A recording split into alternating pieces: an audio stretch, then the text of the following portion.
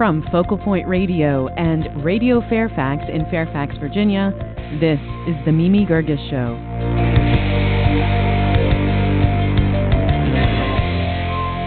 An Arab-American intelligence officer accused of being a mole for the terrorist group Hezbollah. Despite Nada Prouty's decade-long service to the FBI and CIA, and the many terrorists she brought to justice, and the fact that she consistently risked her life in the line of duty, federal prosecutors decided that she had passed information to a terrorist organization. She was vilified in the media, pressured into taking a plea agreement, and then stripped of her American citizenship. This happened without any evidence of her so-called treason.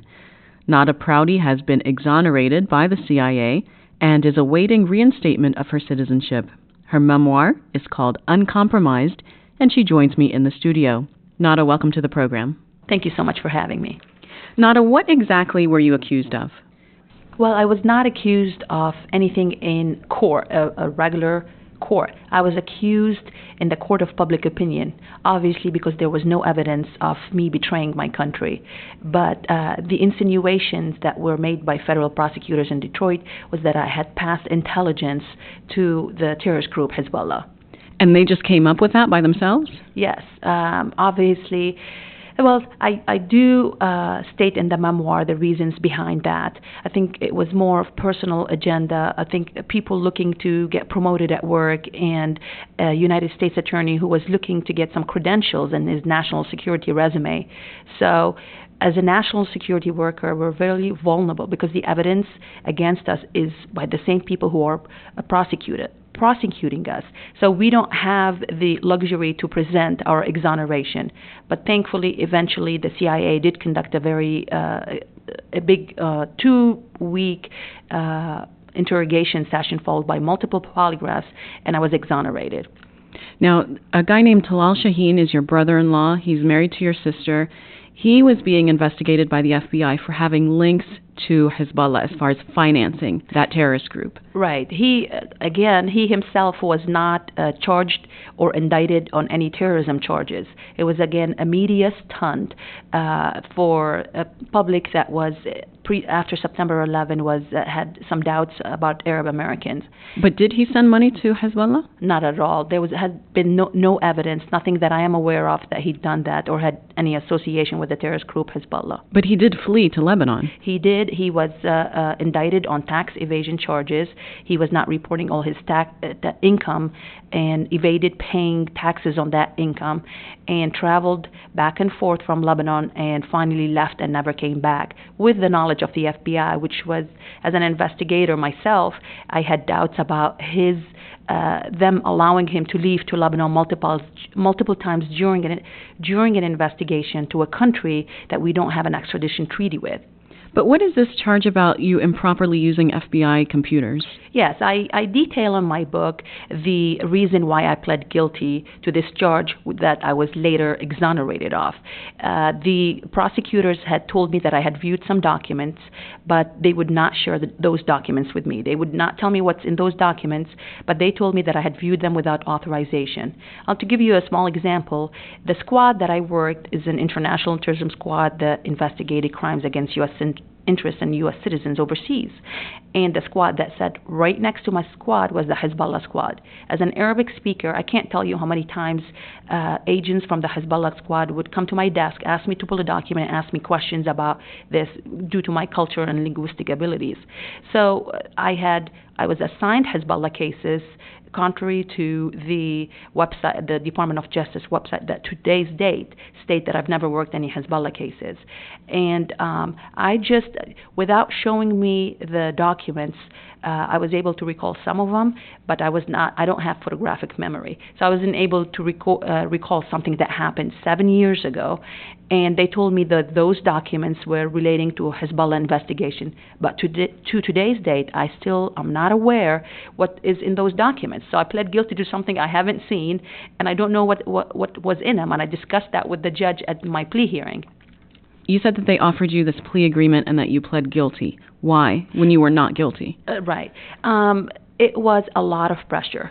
The typical, let's drain her of her financial resources, a 2-year investigation with the spent all my money. I mean, as you know, government workers are not rich people. And that followed by going after my sisters, my friends, and ultimately the reason that I pled guilty, or the straw that broke the camel's back, was when they told me that they were going to deport me to Lebanon and announced to the Lebanese government that I worked for the FBI and the CIA. In other words, that was a death threat. You were a covert operative with the CIA, essentially a spy. Exactly. So that, for anyone who's slightly familiar with the intelligence community, deporting someone who had worked for the government, who is aware of all the secrets of identities of agents, that means the death sentence. And ironically, Hezbollah would love to get to know what's in your brain. Absolutely. So this whole investigation was not in the interest of the U.S. government. It was more in the personal interest of a prosecutor and a United States attorney. Nada Prouty is in the studio with me. She was a special agent with the FBI and a covert operations officer for the CIA. Her memoir is called Uncompromised: The Rise, Fall, and Redemption of an Arab-American Patriot in the CIA. The prosecutors went to the media, and then your neighbors and friends shunned you. That must have taken a very hard psychological toll on you. Absolutely. And not only did my neighbors and friends shun me, some of my entire friend cadre consisted of CIA officers and FBI agents, because when you're on the inside, you tend to socialize with people on the inside. And so the FBI had asked my friends not to contact me, forbade them from having a relationship with me. And some CIA officers had doubt. So I was giving the isolation treatment. Neighbors shunned me, friends would not talk to me, and I felt like I was left out in the cold. Now, Nada, the New York Post, in addition to calling you Jihad Jane, they say that you have a cousin that's a terrorist. Is that true? I have no idea what that is. I mean, publishing anything that sells is something that our media has to take more seriously. This is not a fictional story where people can write whatever they want. I don't know who the cousin is, and I don't have any cousins related to any terrorist organizations. So let's talk about this sham marriage that you had when you were 19 years old, because that was a real sticking point for the prosecutors. That was something that they were able to hold against you. What was that all about? Well, when I came to the state, I came without the financial support of my parents. I was escaping an arranged marriage and a war-torn country. This is Lebanon. This is Lebanon. And I had gotten a job and tried to pay for my out-of-state foreign student tuition, but it got so overwhelming. And I, as a 19-year-old teenager, listened to some bad advice in the Arab-American community, and I was involved in a sham marriage for the purpose of reducing my tuition. And the funny part about that, or the interesting part, I should say, is that I had listed that sham marriage on the first page of my FBI application. But you knew it was wrong at the time that you did it. I did. I was not aware of the gravity of my mistake. Additionally, I wasn't aware of the other legal option for me, which was political asylum. I could have easily applied for political asylum. I could have easily become a U.S. citizen and lowered my tuition through that route, but I was not aware of that option for me. So I had listed that sham marriage on my FBI application, first page, and I had followed it up with a phone call. I wanted to discuss the circumstances of this marriage, and I was interrupted and told abruptly, "Don't worry about it." So I wasn't sure why I was told that, but I thought, well, it took 2 years for my background investigation, and I thought I would have the chance to discuss it with someone in those 2 years in the multiple interviews and polygraph sessions. But they never brought it up. But it was never, ever brought up. Except 20 years later when they started investigating you, and all of a sudden it's a really big deal. Exactly. And the other interesting part is the FBI lost portions of my personnel file. So it was interesting to me because I wanted to see whether they knew about the marriage. It would have been in that personnel file, but it was lost. And well, that's convenient. Yes, shredded, lost. I don't know.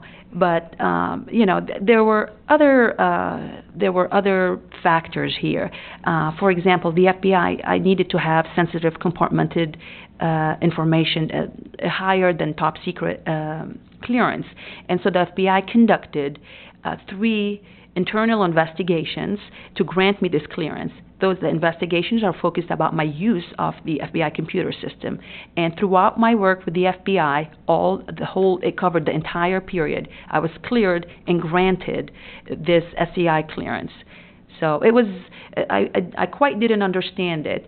And they did send an agent all the way to Lebanon to investigate my background, but they did not send an agent across the Detroit River to speak to my former spouse. Nada Prouty is my guest. Her memoir is called Uncompromised. You're listening to The Mimi Gerges Show on the web at mgshow.org. Nada, your memoir describes your upbringing in Lebanon and, frankly, your dysfunctional family. There's a lot of abuse. There was neglect. Why do you think your readers should know about this? What impact did that have? I think my background had made me the person who I am. Growing up in a war-torn country, it made me operate in Baghdad. I had that experience, and it made me operate in Baghdad efficiently and effectively. And also having that cultural understanding. This is the basis of my understanding of foreign culture, where I could conduct investigations and obtain access to crime scenes that otherwise other agents who did not have the cultural or linguistic abilities were able to do so.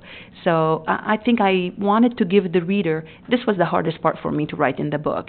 As you know, culturally, you don't state negative things about your parents, but this was the hardest part, and I had to tell the truth and the whole truth. And therefore, but I wanted the reader to know that that background is what shaped me and made me an effective FBI agent and a CIA covert operations officer. So looking back at your career with the FBI and the CIA, you worked on a lot of cases. What are you most proud of? I was proud of bringing justice to victims who have been victimized by terrorist organization, making a phone call to the family of a victim to tell them, we have the person who killed your husband or killed your father. That was very gratifying for me. And also, when I was in Baghdad collecting intelligence related to attacks against our U.S. Men and women in uniform, and being able to save the life of these folks who put their life on the line for our country was also a very proud moment in my career. After this, after you took the plea agreement and pled guilty and you received a very light sentence. You were fined like $700 some, but you were stripped of your citizenship. You eventually went public with your story on 60 Minutes. Why didn't you do that earlier? I wanted to give the prosecutor every chance to correct their wrongdoing. I don't like to drag things in the media, and I also had, frankly, a bitter taste of the media after they've reported these non-factual statements about me. So I tried to do this privately. I had spoken to a number of committees, and I brought my case forward, but nothing was progressing. And so I finally reached out to the American people, my fellow citizens, and I wanted to share my story with them.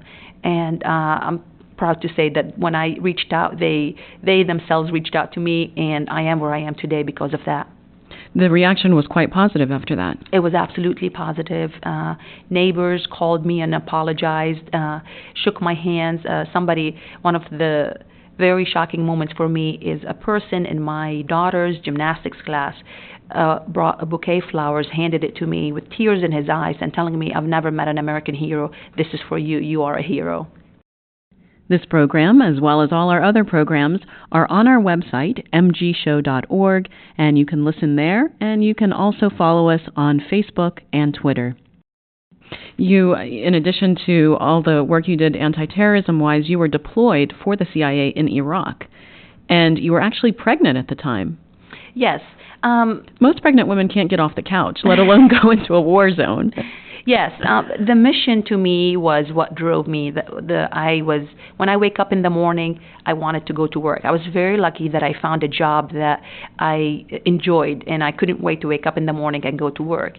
And initially, when we went to Iraq, it was for the purpose of finding the weapons of mass destruction and for the purpose of flushing the relationship between Al Qaeda and the Saddam regime. But the mission changed, and you have to be flexible as an operations officer. And I accepted the new mission. It was collecting the intelligence that gave us information about attacks or possible or potential attacks on our U.S. troops. So I stayed. I was pregnant. And I think I shocked a lot of people when I arrived to a raid site with a big belly. But and I was very sick. It was a very rough pregnancy. But I could not leave my fellow military colleagues when I knew what my accomplishments were. It was a very hard decision for me. Do you feel that you were maybe more in danger because you're an Arab American working in a hostile area like Iraq? Yes, and I do. I recall a story when I had an Al Qaeda operative sitting across the table, and I was interrogating him, trying to get some intelligence from him, and he told me. He immediately knew that I was Arab, and he told me, "You're a traitor. If I ever get out, I will kill you. I'll hunt you down. I'll kill every member of your family." And, my identity was compromised by the FBI to Al-Qaeda. So, yes, I feel that the terrorists view someone with Arab origins who's working for the U.S. government.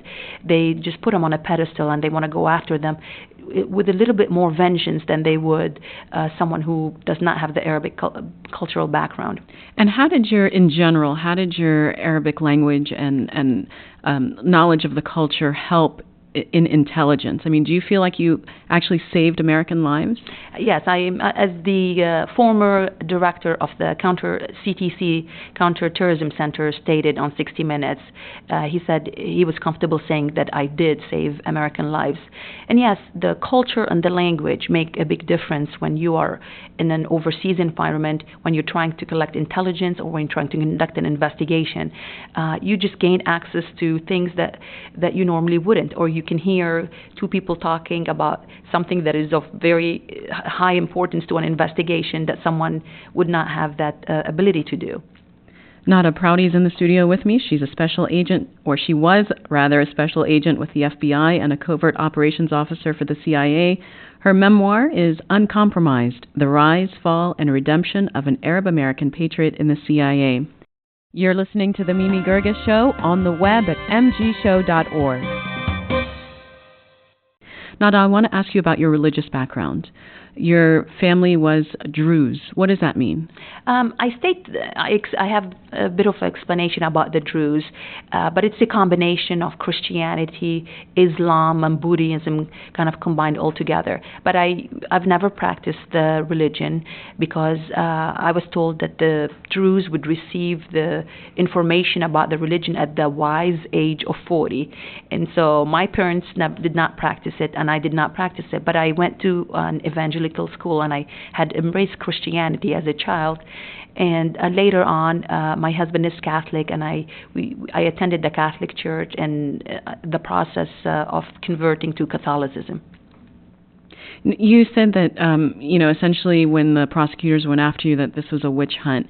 Do you think it had something to do with, do you think that it was because you're an Arab American, or was it, what was it? I don't normally like to use race as an excuse for everything. But the prosecutor looked me in the eye and said, "Aren't all Shia in Detroit supporters of Hezbollah?" All Shia? You're not even Shia. I am not even Shia, but it's the ignorance. I think he viewed that everybody in Lebanon was Muslim, and he was not aware that there are different religions in Lebanon, and it was part of the vengeance that was used against me. Are there a lot of Arab American agents in the FBI and the CIA?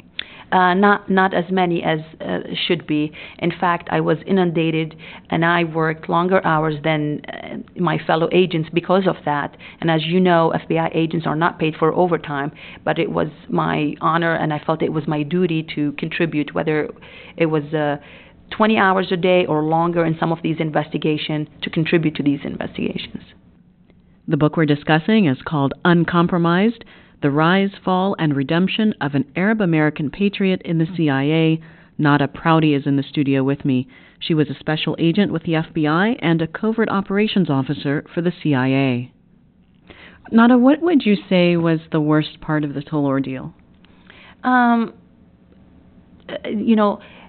do not view the entire government as bad. The worst part is when your own people turn on you. And I had to come to terms with that. I was in denial for a long time. Throughout those 2 years, I kept telling myself, no, they're going to see the light. They know that I'm innocent. This is going to change. You had quite a record there. I mean, you weren't an average employee. No. And as you can see on my website, notaprouty.com, some of my unclassified awards are there. And some of the statements that people had, former FBI agents and CIA officers had stated about my record of service. But having someone within your own team turn on you was very painful. And having people doubt me, friends that I've worked with, friends that I've carried a gun, friends that I've supported, just completely abandon you was very painful. How did you feel when you lost your citizenship? I felt like someone actually took away my personality, because I cannot identify myself other than an American citizen. And I was stateless, as I did not have my Lebanese citizenship. And I felt like it wasn't me, that it wasn't happening. And fortunately, with this past December, the director of the CIA, the Secretary of Homeland Security, and the Attorney General have all signed a memo to grant me back my U.S. person status, the green card, and now I am in the process of reinstating my citizenship. How long will that process take you? Government bureaucracy. I am hoping that within a few months, but we'll have to see. I can't really give you a timeline. What are you doing now, Nada? Currently, I'm promoting my book, but I am looking at other options. My passion is helping others, and I'm looking at some organizations where I can donate my time to help others. And I'm studying all these options ahead of me. Would you rather have your old job back at the CIA? Yes, there's nothing more gratifying for me than serving my country. It's, as I said before, it's something that I love to do, something that is, it just makes me wake up early in the morning wanting to go to work. And I would love to do that. And if I'm asked to serve my country again, I will do that at a drop of a dime. Nada Prouty is in the studio with me. It's spelled Prouty. She's an Arab-American, she was a CIA agent, and she was falsely accused of conspiring with terrorists in the wake of 9/11. Her book is called Uncompromised: The Rise, Fall, and Redemption of an Arab-American Patriot in the CIA. What did you learn about yourself during this whole ordeal? I learned my survival skills. Having lived with an abusive father who savagely beat me, I had this deep down inside, I wanted to survive, and I viewed this as another episode with my prosecution as another episode where I had to survive. It was a little bit different because I had a child and I had to think of her, but I am here today. I feel I'm on the other side of this obstacle, and I'm glad that I never gave up on my government, that I never said all government employees are bad apples, and I'm glad that I am able to tell my story today. Do you know what those federal prosecutors are doing now? No, I do know that they have received awards, and I do know that the United States Attorney did receive his judicial appointment, and he's currently a federal judge in Michigan. And now that there's so much publicity about this and the book tour and all this, has there been any reaction from them? Yes, unfortunately, and maybe because of legal liability, these prosecutors say that they stand by their prosecution. What if you could say something to them? What would you say to them right now? I would ask them to open their hearts. I would tell them that not all Arabs are Muslims and not all Muslims are terrorists. I would ask them to learn about the subject matter that they're investigating and they're prosecuting, and not to be true believers, but to view people who are U.S. citizens, whether they were born in this country or whether they were naturalized, as the same, and people who put their life on the line for a country, who have proved their dedication, their love for the country, not to just use these people to promote themselves, whether it's a higher step within the government or whether to get a position in the federal government. But I have forgiven them. Nada, there's certainly the possibility that our intelligence agencies can be infiltrated by people who are not friendly to the United States. What do we do about that? How do we protect ourselves? Well, there are procedures within the CIA that are very strict procedures and are always looking at people that we have any hint of suspicion, and we should just follow these procedures. Do you think what we already have in place is good enough? We absolutely. I think what we have in place is good enough. We need to just follow the standard operating procedures. In my case, those procedures were not followed, which led to this exoneration after the investigation was not completed when I was prosecuted, and it was only completed after I was exonerated. Nada Prouty, she was a special agent with the FBI and a covert operations officer for the CIA. Her memoir is Uncompromised, The Rise, Fall, and Redemption of an Arab-American Patriot in the CIA. It's published by Palgrave Macmillan. Nada, thanks so much for being on the program. Thank you so much for having me. You're listening to The Mimi Gerges Show on the web at mgshow.org. Finally, I wanted to share some disturbing statistics with you. I ran across this on a website called criminaljusticeusa.com. Listen to this. 2.3 million people are incarcerated in the United States. It's more than any American city other than New York, LA, and Chicago. So the number of people incarcerated is equivalent to the population of the state of New Mexico. The incarceration rate in the United States is 750 per 100,000, and that's 5 times the world average.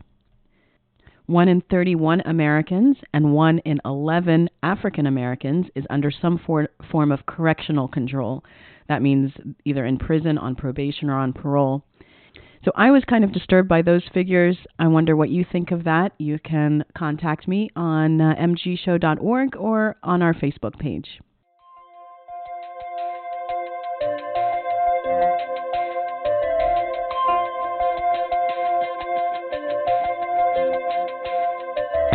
That's our show for this week. Email me your comments or questions to feedback@mgshow.org and join us on Facebook and Twitter. You can support this program through a variety of ways. Just visit mgshow.org and click on the link that says Support. Thanks for listening. I'm Mimi Gerges, and I'll be back again next week.